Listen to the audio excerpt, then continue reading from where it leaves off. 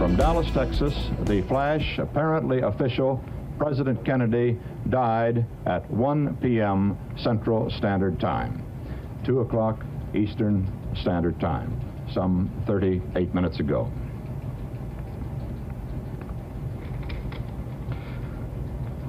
Vice President Lyndon Johnson has left the hospital in Dallas, but we do not know to where he has proceeded. Presumably, he will be taking the oath of office shortly and become the 36th President of the United States. Thousands of documents related to the assassination of John F. Kennedy, held by the National Archives and Records Administration, could shed light on, among other things, the trip taken by Lee Harvey Oswald to Mexico City just 2 months before he shot the president in Dallas. Journalist Gerald Posner has dedicated a great deal of his career to covering the intrigue and suggested conspiracies that have surrounded that fatal day in Dallas back in November of 1963.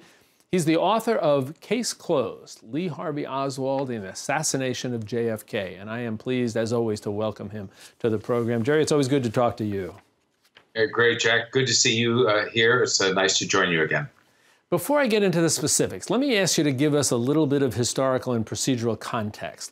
How was it that these documents became sealed in the first place? And then how was it that ultimately there were determinations made to unseal them? The original part was that nobody in the government really thought in the future about what the ramifications were of sealing all of the files that were background evidence and information in the Kennedy assassination. They didn't know that by doing so, they would immediately start people speculating that the government must be hiding some key information about a conspiracy. The Warren Commission in 1964 decided that all the files would be sealed, and that's the way they remained for a long time until the mid-70s, when the House Select Committee on Assassinations did a new investigation, and finally the files started to make their way out. But it really wasn't until the one thing I guess I have to thank Oliver Stone for. He does JFK, his film in 91, which is great filmmaking, just terrible, terrible history. It's so outrageous that it makes Congress act on a bipartisan motion to say, let's get the Kennedy files out.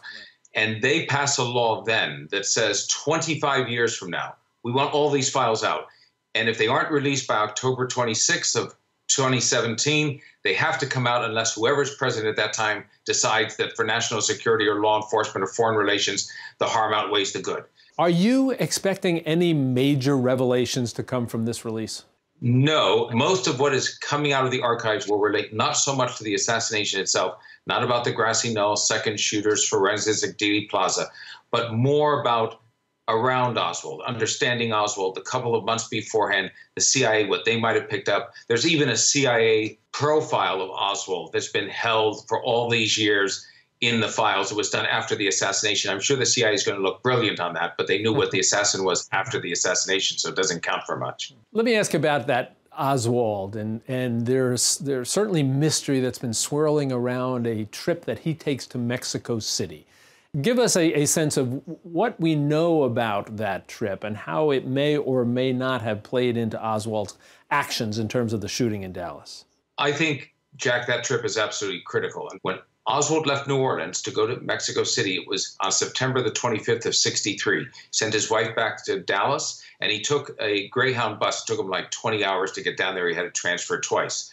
The reason that's critical is the day after he left, when he was on a Greyhound bus, the White House announced for the first time that Jack Kennedy was going to be making a political trip to visit Texas. So no one even knew that Kennedy would be coming to Texas while Oswald was on his way to Mexico City. Any idea of a conspiracy, if they want to bring Oswald in, they have to do it afterwards. He goes to Mexico City because he doesn't want to be in America. He wants to go to Havana, Cuba, where he thinks Castro is leading the real revolution.